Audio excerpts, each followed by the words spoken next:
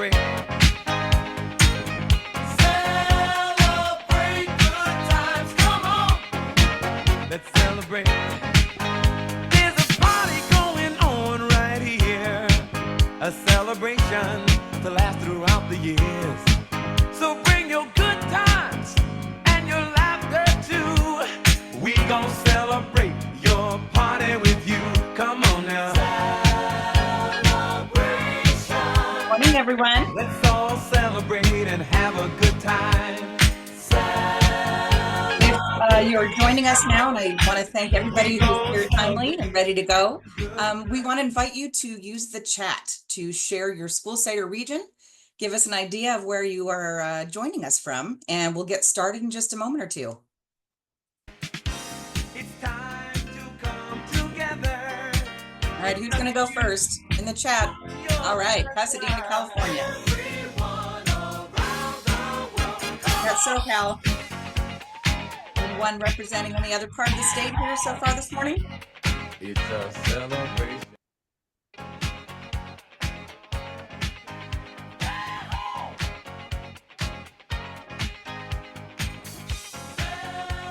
Good morning, everybody. Again, thank you for all of you who are here on time and ready to go. Just one more minute, and we're going to go ahead and get started. Looks like I've been notified chat is disabled, so I can let you know we've got Modoc County in the house, Patterson, getting into the Central Valley. So bring your good times and your laughter too. We gon' celebrate and party with you. All right, Come on now. Kern County. Okay, sorry about the snafu with the chat this morning. All right. Pomona, up our neighborhood up here in Rockland. All right.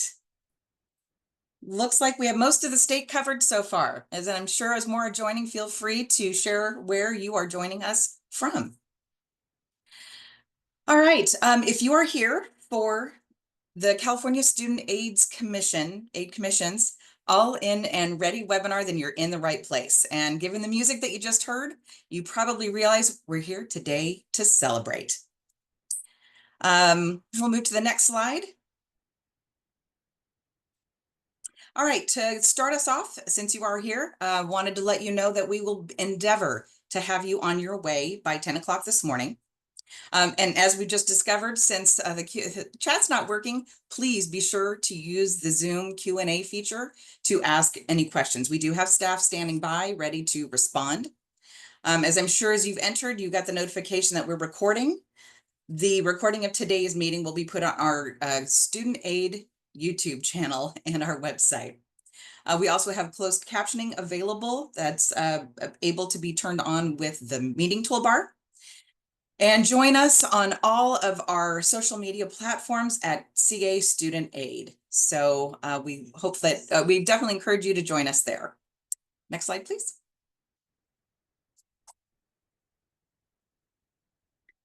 So for anyone who may not be familiar with us, the California Student Aid Commission is the principal state agency responsible for administering financial aid programs for students attending public and private universities, colleges, career technical education schools, all here in California. Our mission is promoting educational equity by making post-secondary education affordable for all Californians. And on behalf of CSAC, we are grateful to have you here. Next slide, please. Walking you through today's agenda, we'll have opening and welcome remarks from our Executive Director, Dr. Daisy Gonzalez, as well as our Student Commissioner, Anahi Araiza. We will also be joined today by our special guest, Senator Sasha Renee Perez. We'll move on to the usual feature of our regular data update by our very own Dr. Jessica Moldoff. And today you'll be hearing from a few of our partners, including Christopher Gonzalez, Dr. Omar Orihuela, and Isaac Cox. And then we'll be wrapping up with our Chief Deputy Director, Catalina Missler, to talk about what's coming up. So at this point, I'm going to hand it off to our Executive Director, Dr. Daisy Gonzalez. Thanks. Thank you, Kristen. Good morning, everyone.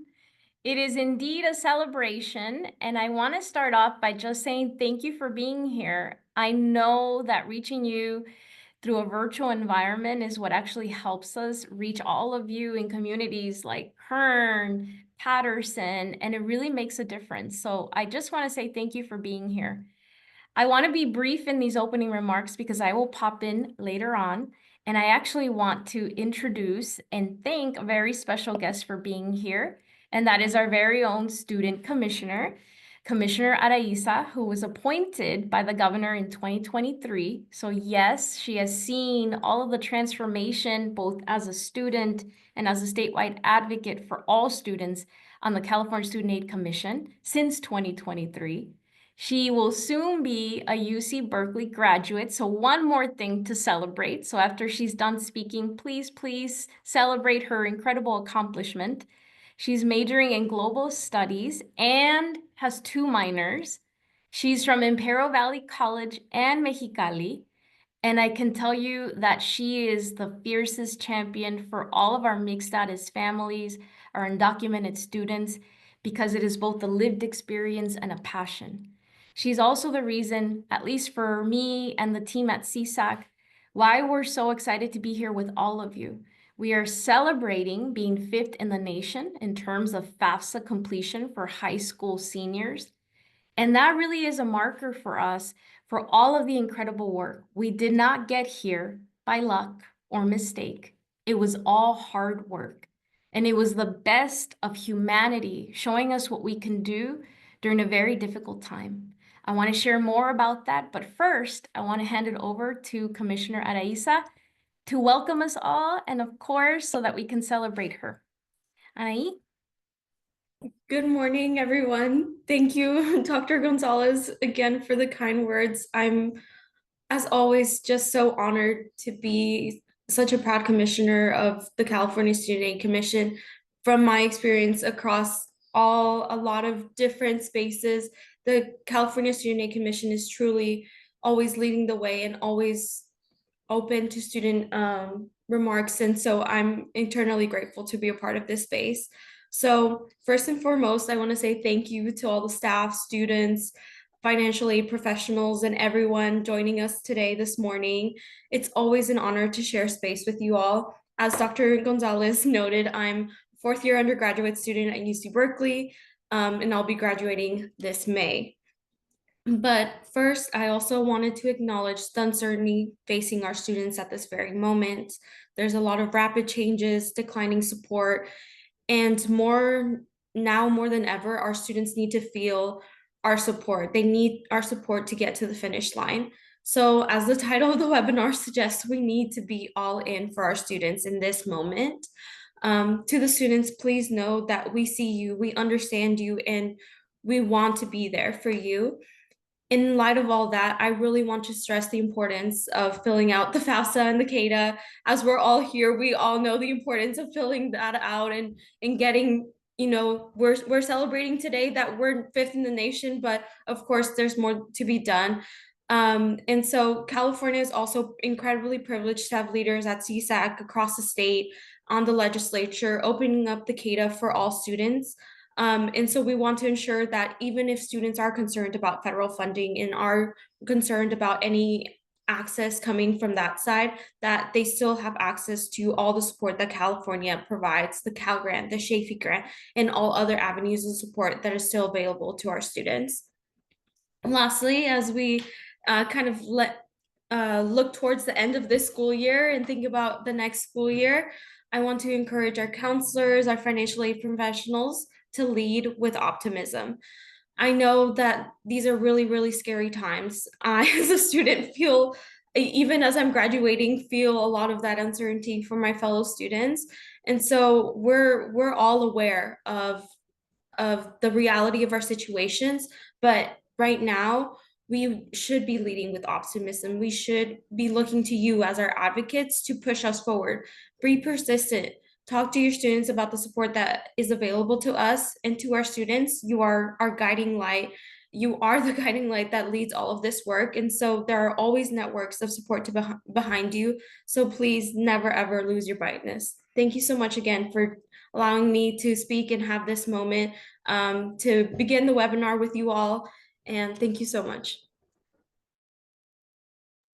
Thank you, Commissioner Araiza. I hope you see a lot of the chat. Congratulations and just messages for you. Thank you for being here. And I love starting off with the student voice because oftentimes with all the challenges that we face in any institution, we think about both the reality that we survive every day and sometimes the uncertainty around us. And so Anaí today reminded us that we need to be those optimistic individuals. It's about presenting students their options and then supporting them throughout that process. So thank you for being here. And yes, congratulations on graduating. Proud UC Berkeley graduate very soon.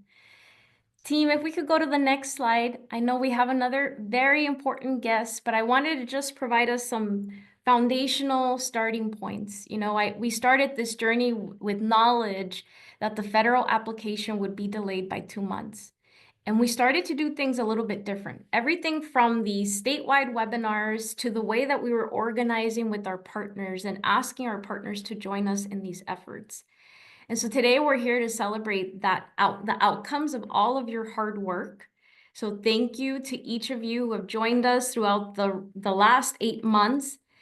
And I want to share a little bit about what made a difference because we are celebrating, reflecting, and re-energizing ourselves. Why re-energizing ourselves? Because we still have that September community college deadline for California students. But of course, we start off with our first initial marker of success, that early alert that tells us what will happen to the future of California. And those are our high school seniors. And so today we're celebrating that as of last Friday, so yes, the NCAN data gets uploaded and updated every Friday. We will see that tomorrow. But as of last Friday, we were number 5. California has been number 8, number 11. But what is important for us to know this morning is that 58% of high school seniors have completed a financial aid application. This is a FAFSA. A FAFSA or a CADA. But in terms of being number 5, it's also really important for us to know that 24,000 applications, more applications were submitted this year than the prior year. And that in the last 30 days, I remember all of you asking, will there be an extension? When will it be announced? We would not be here without the support of our UC Office of the President and all of our UC campuses. I know some of you are here today who helped us get that extension so that we could do it administratively for the rest of the state. And what made a difference was in the last 30 days, 57,000 applications during the last 30 days were completed. So we have reached many, many more high school seniors than in prior years, at least than last year, but we have much, much work to do. And so it's important that first we celebrate and we think back at all of the things that made a difference. We had over 1,000 Cash for College workshops. Huge, huge shout out to all of our regional partners, everything from our CalSOAP directors to many of the panelists that you will see here today. And of course, our high school counselors, college access professionals at all of our colleges and universities who partner with CSAC and held their own events. We also were able to train more than 7,500 college access professionals through our Train the Trainer program. That's just what was done in the last 8 months to make a difference. I want to go to the next slide. All of this hard work is really a reflection of your own passion, your own commitment to our students, and really the hard work of what it takes to work as human beings, to try to reach people during a moment of uncertainty. So think back at not just having a delayed application, but really seeing what was happening to our mixed status families, undocumented students in the last 8 months, then the misinformation, and in many times trying to solve in real time, what kind of direction do we give our students, our financial aid professionals, and then parents. So I'm really grateful. And I put some of the photos of all the folks around us who were doing their own posting. I want to make sure that I thank the Haas Junior Fund who gave us philanthropic dollars to be able to translate a lot of our materials into different languages. That made a difference this year. We were also able to make a really key set of materials just for mixed status families to direct them to fill out a CADA. And at CSAC, that's the photo that you see on the right side at the very bottom, our team started to work very differently. We were looking at our regional data, and with all of you on a monthly basis, we were showing you the regions that were falling behind and what our data looked like. Those were all new strategies. And at the center of that was what we created here at the statewide level to do things differently. That was our statewide implementation work group. So I want to go to the next slide.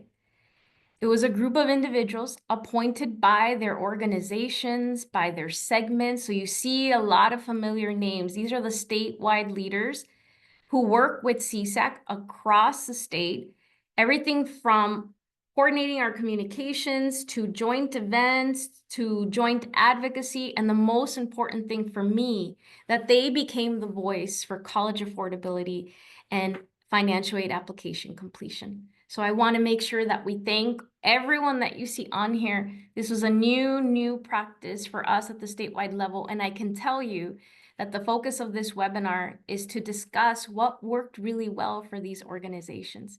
So if you're here and your name is on there, thank you on behalf of California students.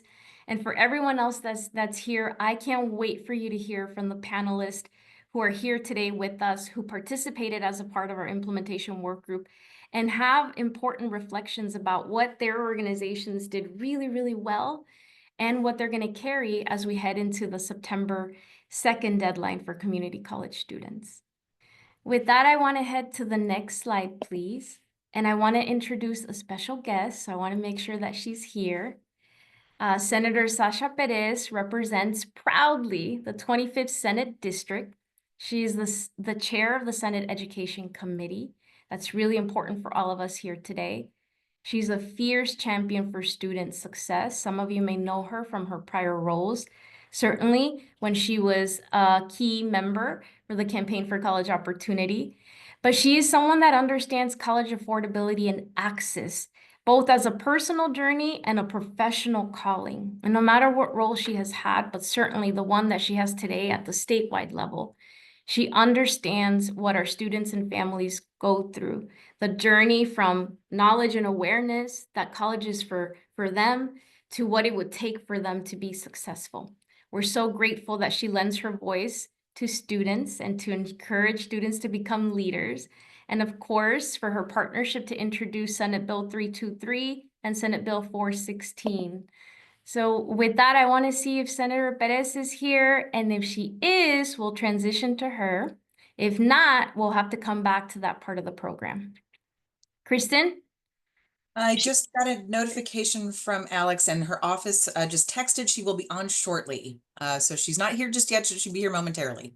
Got it. So then what we will do, Dr. Moldoff, if you're ready, let's go to the data and then we'll have to come back.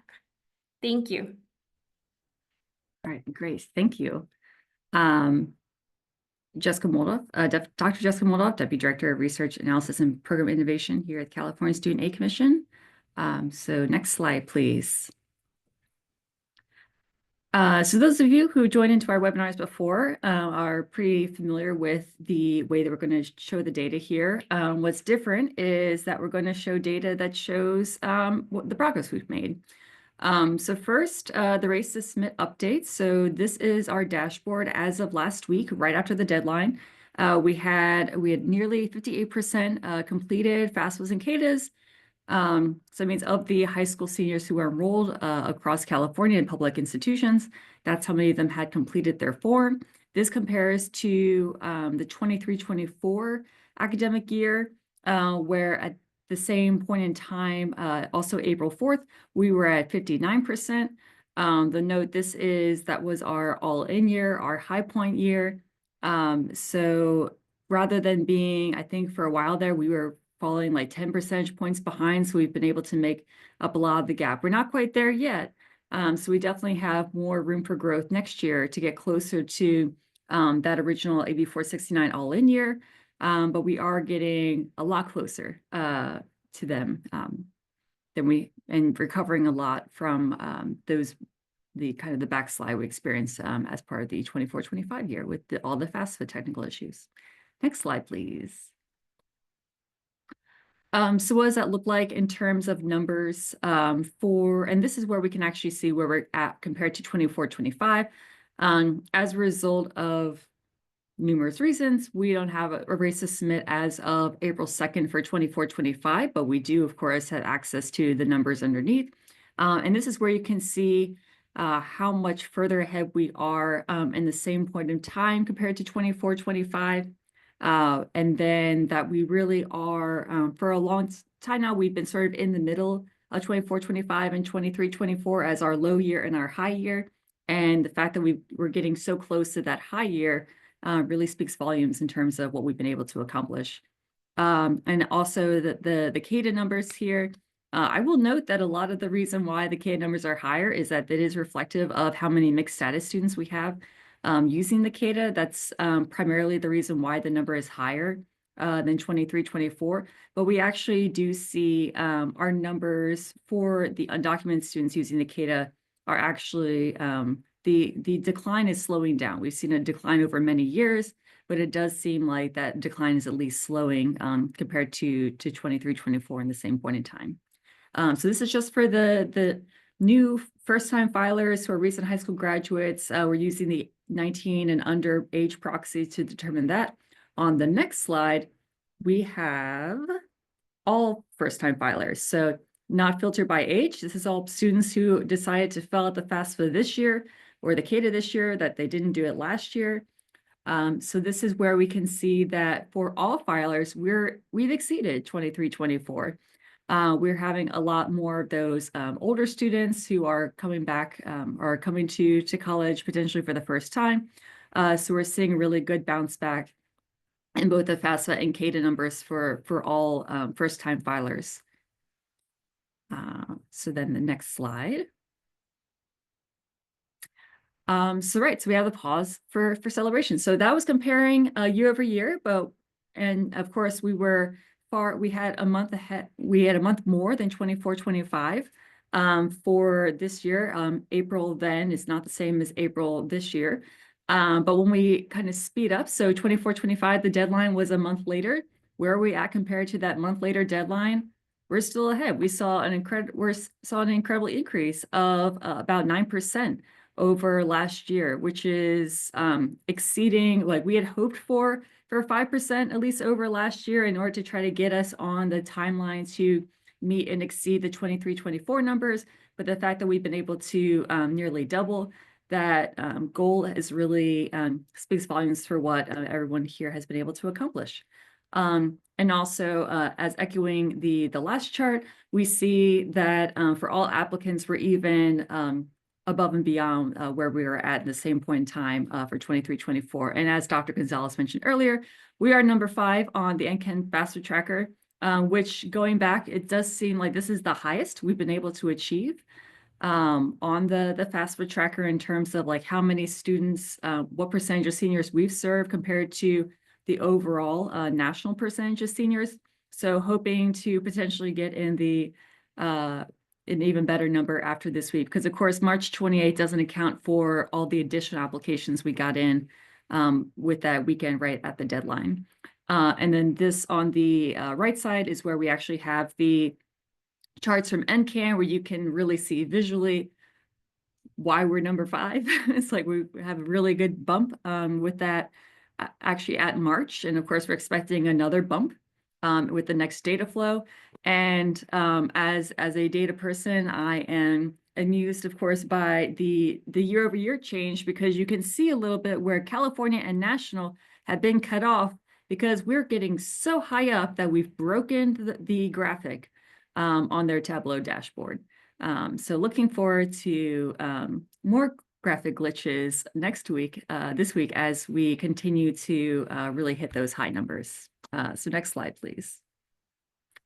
But we're not done. We passed the April 2nd deadline, but we still have the September 2nd deadline for community college entitlement students coming up. So in order to really see where it's at, first of all, highlighting again how good we're doing for all students.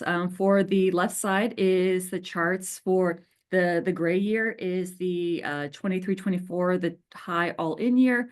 Blue is our 24-25 better FAFSA/FAFSA fiasco year. And then the orange is this year. So you can see where for all students, on the left side, we've been able to exceed the high point year.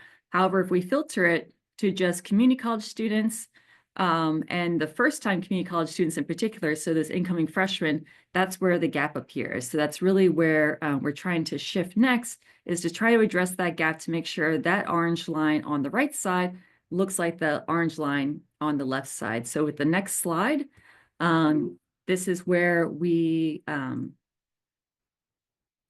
pivot our messaging to community college students.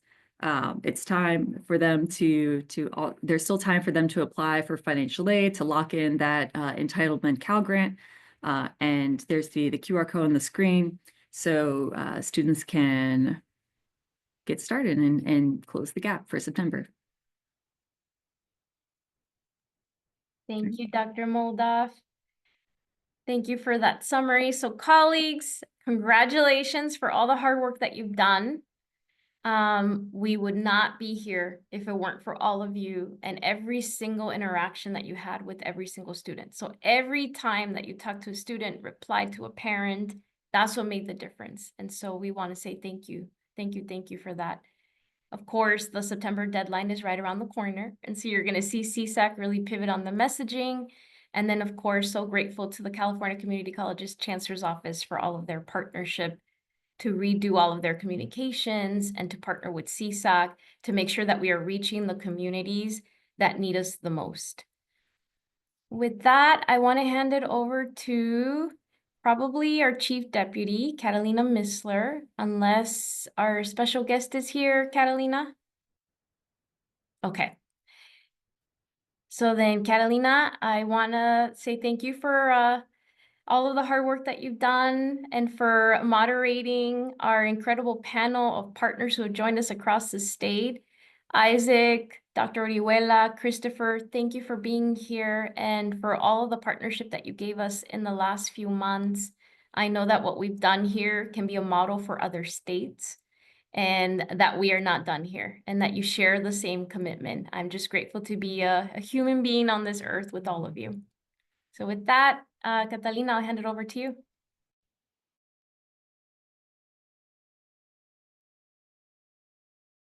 Thank you, Dr. Gonzalez, and I echo everything that she has said this morning and with regards to our partners and all of you who are participating in this webinar and have continued to join our webinars and listen into the updates and use the information that we provide to extend that to your partners and students and families. So we appreciate all of this, and I think these webinars definitely are something that we're proud of, and that we're proud of just sharing information and educating and informing. So as Dr. Gonzalez said, we are so proud of our partners and we're celebrating our partners as well.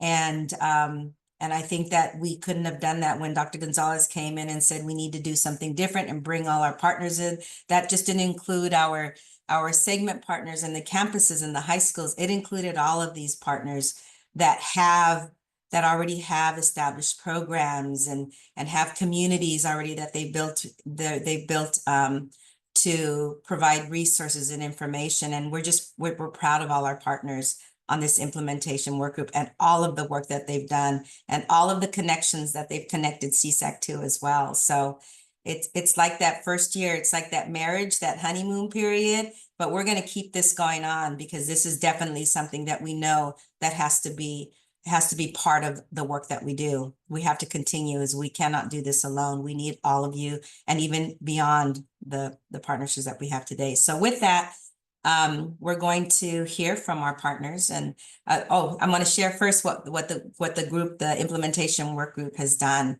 And so when we convened this work group, it was to focus in on the 25-26 statewide FAFSA CADA. And it was a space for us to share all of our information and our resources and to improve, as we have seen, improve the application completion outcomes for the 25-26 FAFSA and CADA cycle, especially after last year's, some of the issues with last year's FAFSA. So this work group has been able to coordinate all statewide communications for 25-26. We've partnered to support students and families in real time, and we've collaborated in advocacy to successfully deploy the 25-26 FAFSA CADA cycle. So we can check off on our charter statement that we've done all of these together. Next slide.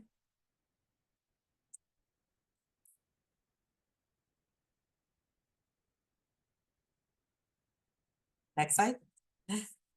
So with that, oh, and so these are the questions that we're going to ask, but first of all, let me introduce each of our panelists here today. And they can introduce themselves. So we have Christopher Gonzalez from 10,000 Degrees. We have Dr. Omar Uriela from Southwestern College UOPS. And then we have Isaac Cox from the Parent Institute for Quality Education.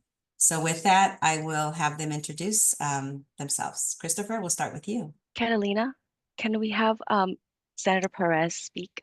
Okay. While she's here. Okay, let's go Sorry. ahead and do that. Thank you.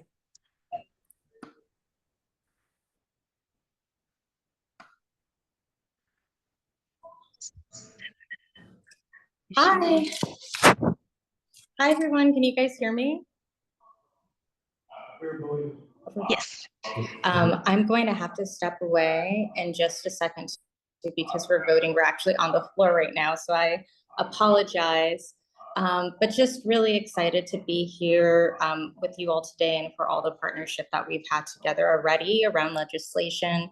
As you know, I'm leading 2 bills with you all, both around allowing our students that come from mixed status families to utilize the CADA when applying for financial aid rather than utilizing the FAFSA.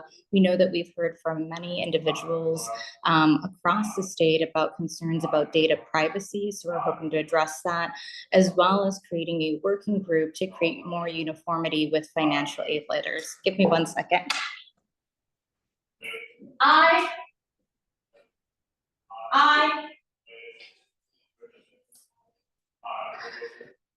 Sorry about that.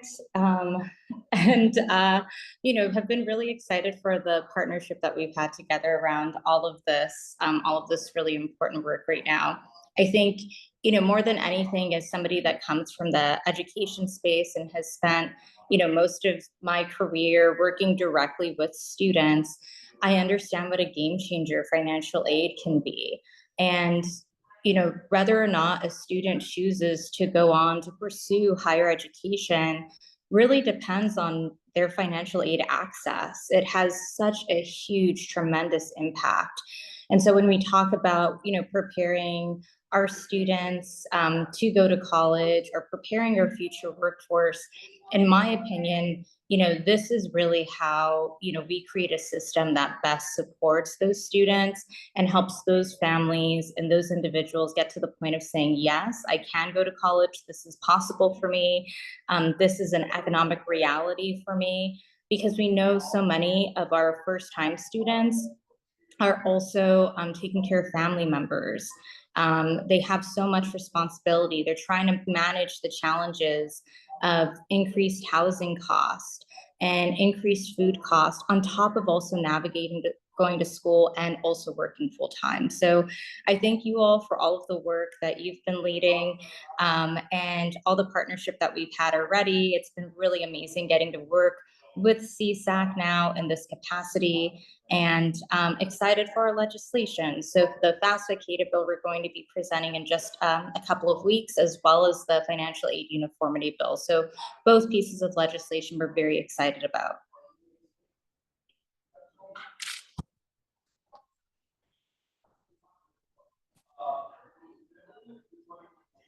Thank you. Thank you, Senator Perez, for those words, and thank you for the work that you're doing. We loved it that we saw you work in action.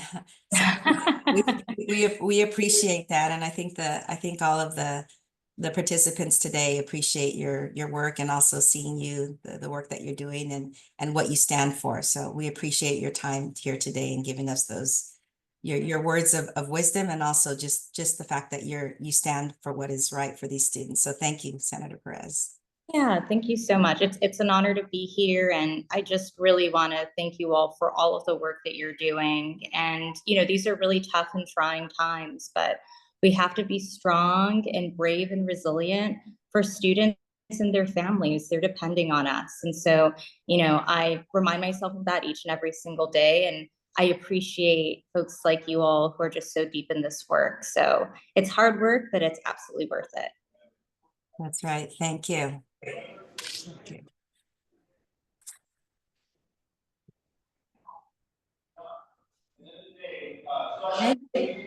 So we'll continue. We'll continue with our partner presenters. So Christopher, let's start with you. Sure. Hello, everybody. Thank you so much for being here. I'm Christopher Gonzalez. I'm the Chief Strategy Officer for 10,000 Degrees. We've been a long-standing partner with CSAC, and for us, we're really a leading equity-focused scholarship provider and college success nonprofit here in California. Our goal is really to support students from low-income backgrounds to and through college and career. But super happy to be here and be in community with everyone today. Thank you, Christopher. Dr. Orihuela? Good morning, everybody. Omar Orihuela, Director of EOPS and Special Populations at Southwestern College. And I'm also past president of the EOPS Statewide Association. I'm happy to be here. I've been a community college practitioner for many years. I'm a former community college student myself and first generation as well. So I'm happy to do this work. And I love what we do with EOPS. And prior to EOPS, I also worked in financial aid offices across a couple of community colleges. So I'm well aware of, the mindset of what we need to do to support the students through the financial aid process. Happy to be here. Thank you, Dr. Orihuela. And then we have Isaac. Good morning, everyone. My name is Isaac Cox, and I serve as the Director of Communications here at the Parent Institute for Quality Education. We are dedicated to empowering families by providing them with knowledge and tools to support their children's academic success and future outcomes. PK, we work and collaborate with schools and school districts to offer families evidence-based family engagement workshops.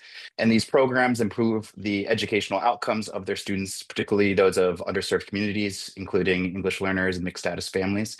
Since its inception in 1987, PK has empowered families to become strong advocates for their children's education, building partnerships between schools and diverse communities across California and beyond. And it's a pleasure to be here. Thank you, Isaac. So now we'll go into the questions where our partners will share information of the work that they've been doing and just how much they affect and impact these students that we all serve together. So we have 3 questions for the panel. And the first one will be, as a member of the statewide implementation work group, what did you observe that we did well as a state this year? And number 2 is, your organizations make a difference every day by helping students and families in real time. The April 2nd priority deadline provided some relief to reach students, but we have an opportunity to reach many more students by September 2nd. So what are the 2 strategies for outreach and support that your organizations will deploy? And then the third question is, you have dedicated your careers to equity and college access. What advice do you have for college access professionals as we continue to navigate the current uncertainties? Christopher? Yeah, I'm happy to kick us off. I think, just to start and tackle the first question here, what I observed just in the work group and through the collaboration, just innovation that happened, we provided a lot of clarity through all of the noise that I think was deployed, throughout, in terms of the VASPA changes, but also the sweeping changes with this new administration. So I think for us, we know that trust in our communities, needs to be high, especially in a moment like this. And I think for us to have that ability to come together with some key players in the room to address that head on, but also really get clear and strategic around how we're going to be doing outreach across the state.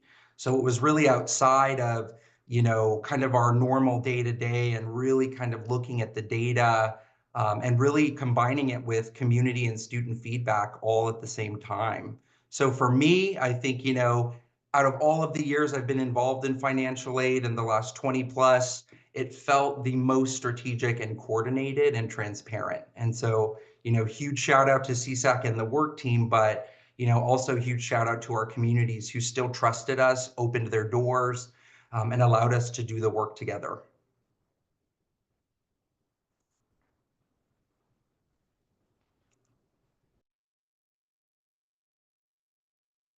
Dr. Orihuela? Yes, thank you. Just to echo what Christopher mentioned, well, in my case, we work with EOPS students who are by definition low-income first-generation college students. And EOPS provides, support that they need to succeed in college. So we, things like textbook assistance and counseling support. So that's really critical to the success of students. And I think what this work group did for us is, first of all, raise awareness. Like, it made us aware that we needed to do this work. Just like Christopher, I've been in this business for a while, 20 plus years, like Christopher. And we can easily get into the mindset of, students have what they need to have and they're going to access it.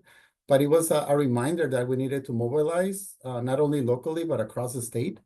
EOPS as a structure, we have an EOPS association led by Dr. Efrain Rangel. And we have representatives throughout the state. So every region has a representative and they meet regularly. So this was a good reminder of sharing the information, not only, with the board in EOPS Association, but in the regions as well. And it was a call to partner with financial aid offices on campus, as well as dream centers, because, they are the ones that have the first contact with our undocumented students. And it was a good reminder that we needed to reach out to them. And I can tell you, as a former community college myself, we do have a lot of messaging, so we have a lot of emails and posters that we do, but it does take that personal approach, like someone to talk to you and make you feel safe. If you're a student, if you're undocumented, mixed status family, you might just, be apprehensive about submitting a CADA or a FAFSA, right? But if someone reaches out to you personally, it makes a whole lot of difference. So I would echo what Christopher said. I really like this partnership that we have with CSAC. I never seen it before. Honestly, I never had a conversation with the executive director like Dr. Daisy Gonzalez. So it was really refreshing to hear this message and then this partnership. Thank you, Dr. Orihuela. And Isaac? Yeah, for us, first of all, we were my boss, Ileana Lopez, the vice president of our external relations, was telling me as we were talking about this that she was just outstanding, amazed at the level of participation, all the esteemed colleagues, organizations that came together to support this. To get a better grip of what was happening for us, our demographic, 80% of our families are Latinx families, and a majority of those are English learners. Come the January, our families were terrified. They didn't know if they could fill out the FAFSA and they would be targeted. And there's just fear and a lot of misinformation, and we didn't have all the answers. And so having the statewide implementation work group to be able to connect with and give the feedback of what our parents were saying, what the fears are, what their fears are, and address those and get documents, resources, the right information, the webinars, the support that CSAC brought, helped our families have the confidence and step away from that fear to be able to act. Because I love the quote from Frank Herbert that fear is the mind killer, because that is what stops people from applying for things, fear. And it's what stalls us from acting, especially in this time and age. And so it's been an incredible time for us to be able to partner and get the right information and get it to our families in a timely manner. And that was important. And I echo everything Christopher said too about trust. It's all about trust. Our families are, they may not necessarily trust something that's coming from CSAC, but when we talk to them, give them the phone call, give them the email, they know, okay, we can trust this. Like this is not going to lead me to danger. And so when you build these types of relationships with community-based organizations and reach out to families with that trust, you can do an incredible thing. Thank you, Isaac. And yes, we've heard many from our call center, from many students and parents, as well as even from institutions, folks that work directly with students on the ground. It becomes where sometimes students and families don't understand the difference between the federal government and the state government. It's a government agency, right? So I think that's we make that very clear, that we need to make sure that students understand that we are not the state government. We have programs that we're able to administer, and that's why it's so important to let students know that they have options. So we'll start with the second question. Chris, do you want to start? Christopher, do you want to start with us? Yeah, happy to. And I think similar to folks here on this call, the work is still continuing. If you know financial aid, ranging from the verification process for, new students that are coming into college to students who are renewing, there's just so much more work and barriers that we have to work through. I think for us at 10,000 Degrees, there's a couple of things we're really going to be laser focused on over the next months. But I think, for 10,000 Degrees, we actually have a community college success program. So we have 10,000 Degrees fellows who are essentially recent college graduates that we're hiring and are more often than not alumni of 10,000 Degrees to come back and work for us for 2 to 3 years and really be college coaches to our students, but also be place-based, at our local community colleges, but also at our high schools doing work with students and schools around financial aid. So for us, one, we're going to be doubling down our support at our community colleges and with our 1,500 students that we currently serve right now throughout our 8 Bay Area counties. So there's a lot of work happening there. And I think similarly for our access programs at our high schools, we're going to continue to support those students who need that verification process just support over the summer and really to and through college. So our team right now is really working hard on still working and coordinating with our schools, trying to find ways creatively to, innovate and make sure that those students don't fall between the gaps. And then I think similarly, we'll continue our outreach. I think there's been a lot of power in, not only at the state level to deploy those resources and communications, but, schools are really allowing us to collaborate in communications at even the local level. So we're talking about all calls and all texts from schools about our workshops. We're talking about pushing into government and econ classes and getting creative there. So a lot of innovation happening, but still a lot of work to do, but we're going to keep plugging away.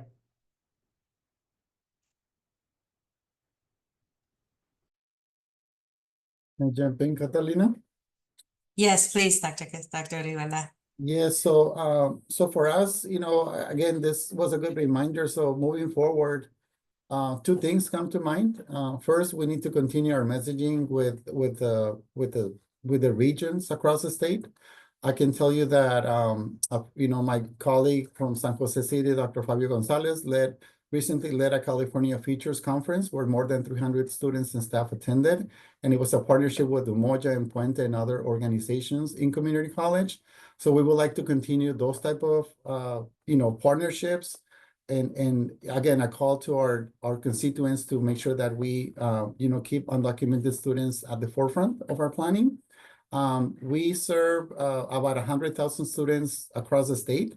And every year we target those that are incoming from high school. I can tell you here locally in San Diego, many programs have summer bridge programs. So this is a good opportunity to welcome our incoming high school students, but also be sure that we're mindful of undocumented students within that group of students as well.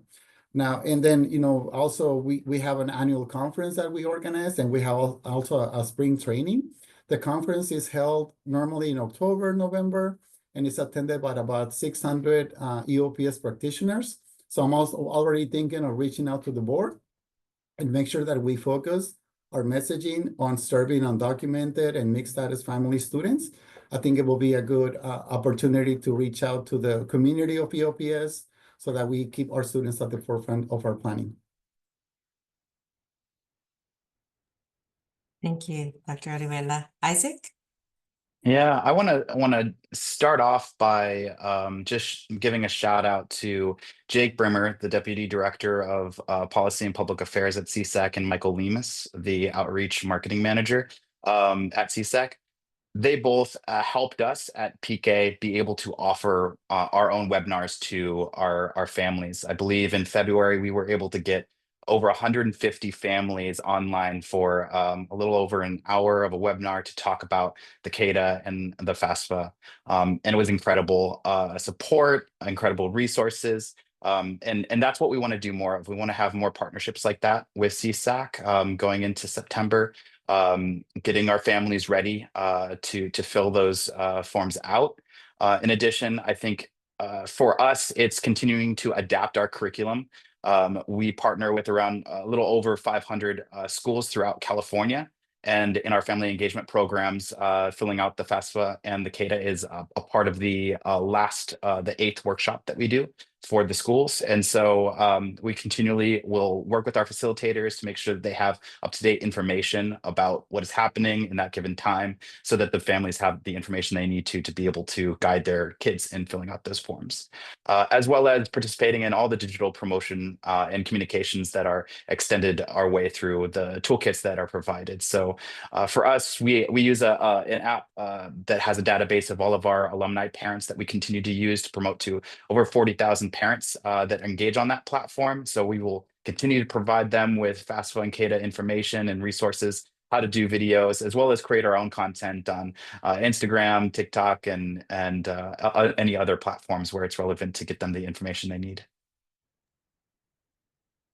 Thank you, Isaac. That's music to our ears here at CSAC, in our role that we play in being a centralized agency so that we can produce these resources for all of you to use. And our continued partnership is what we're looking for. As Dr. Gonzalez mentioned, there's a lot of work still before us. And so even though we've crossed this first line, we have another one and the continued work even after that to make sure that these students that were offered financial aid, that they do enroll and they do continue and persist. So appreciate hearing that this work in our partnership will continue. All right, question number 3, Christopher. Sure. I'll take it a little bit philosophical, when I was thinking about this, but, I'm compelled to share that, when I'm in moments of, change, or especially this unique moment in our history right now, my advice to folks doing this work, remember the legacy that you're a part of.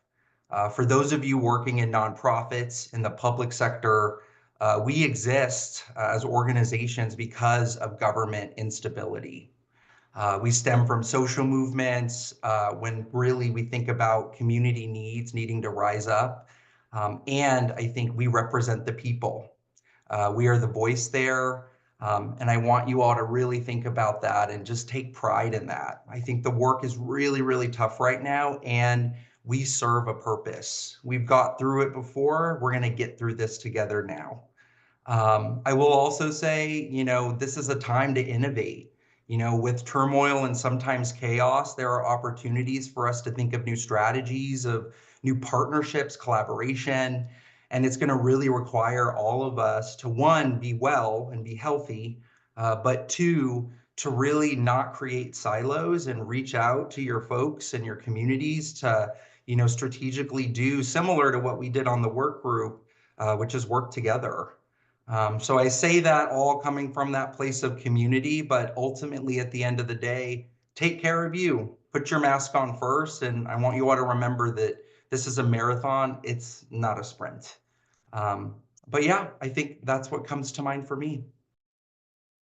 Thank you, Christopher. Dr. Orihuela? Yes, thank you so much. I think I'm an optimist by heart, Catalina. I always see, the good things in life, just in general. I know the work is hard right now, but I think our work matters more than ever. And just like Christopher said, I think I get energized when things are tough. Just, that's what I do. And, just think of what you can do differently and what you can do better for the students.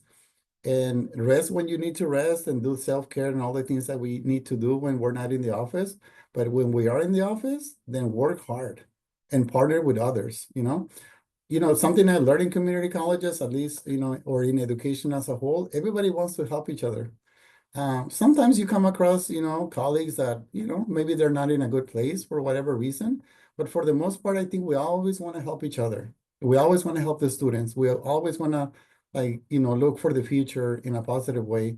So I would just encourage all of us to, take care of ourselves when we need to do that. But when we're at work and when we're with our students, be optimistic, right? You need to model what you want students to do.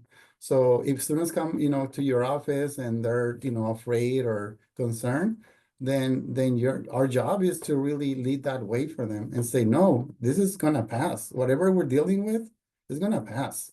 I know every day we look at the news, and every day is a whole process for us. I can tell you that I look at the news and then I take about a day or 2 before I look again. But, just remember that, we are here for a limited time with our students, and we need to do the work that we need to do for them, because things will be better tomorrow. That's what I will say to our professionals. Great advice, Dr. Oduwela. Thank you for that. And I believe everything you've said as well. You know, when we're here, let's do what we need to do while we're here. Isaac? Yeah, I would say in a different route for those of you who aren't working with community partnerships, please consider organizations like mine, PK, and many others can help bridge the gap between policy and practice and ensure that the message or the initiatives that you are trying to do reach the families that it will impact them the most. Focus on building trust and be consistent. Be cultural and linguistically respectful in your communications. Families are more likely to engage when they feel seen and supported. I would encourage you all to be adaptive as the landscape changes, staying flexible, responsive to the community needs. It's important for us to know that things change for our families, and we cannot expect them to always understand the FAQ that we provide. It's easy for us in our own demographics and in our own work to get to push the blame or push the fault over for someone not understanding the protocols, the procedures, or the initiatives. So really ask yourself, am I doing enough? Am I doing enough to reach the families, to reach our audience? Am I understanding my audience, or am I taking my own biases into account? So take surveys, communicate with your parents and families and students, understand what's happening in their demographic and in their life so that you can adjust your communications and your initiatives to fit their style so that they can understand and collaborate with you. Thank you. Thank you for all those words of wisdom and the advice. And I think everything that you've said really, I think all of our participants are commenting on how much they appreciate this. And remember, you don't have to think that if this is something that you want to, if you're not taking notes, we record this. Come back and listen to this. Come back and listen to the advice of what our partners here have shared with us today, because they're on the ground, they're doing the work. They've been there for years doing that same work. They see the students, they hear from families, they know what the needs are. And so I think, Isaac, thank you for bringing up that trust, because it does become an issue of trust. And if there's no trust, there's no moving forward on that. So I think all of your organizations that you work for are well respected, and it's because of the work that you're doing also and contributing to those programs. So appreciate all of your time and your partnership and continued partnerships. Thank you. Next slide. Thank you. So our reminders for next month's webinar. So just continue to look at the resources on the CSAC homepage. We have the landing pages. We're providing updates, all our toolkits. We have all the resources. So don't hesitate to come to our website and what you need. And if there are things that aren't there, get through us to see what else do we need to provide, what else is needed with the community. But make sure that you continue to look at our homepage for the resources. And then continue to track the FAFSA and CADA rates. Even though the April 2nd deadline has passed, we're moving on to the September 2nd. So continue to monitor the dashboard and see where those numbers are going, because we're counting them through June 30th, through the end of the academic year. Sign up for our listserv if you haven't yet, so that you can receive the latest communications and stay informed on all the updates. And then again, attend a Cash for College workshop. We're continuing to provide those virtually and in person. So if you haven't attended one, or if you want to volunteer to help at one, attend a workshop. And continue. We're here to support you as well. So we're going to continue to provide the resources you need to do the work that you're doing on the ground. Next slide. And we want to hear from you. So we want to hear how these webinars and how they're helping you. And if you're going to get a Zoom survey that's going to appear after the webinar. So if you can complete that, or if not, you can email us at feedback@csac.ca.gov to let us know your thoughts on these webinars and any topics that would be beneficial for the work that you do. So our webinars are hosted on the second Thursday of every month from 9 to 10. And then the next webinar will be May 8th. And we'll be talking about the focusing on the May revise. Hope you can join. So thank you. Thank you for your time. We've got a minute left. So we did it in record time, and all of that great advice and wisdom. You didn't even have to pay for that. So thank you and appreciate you, and we'll see you next time.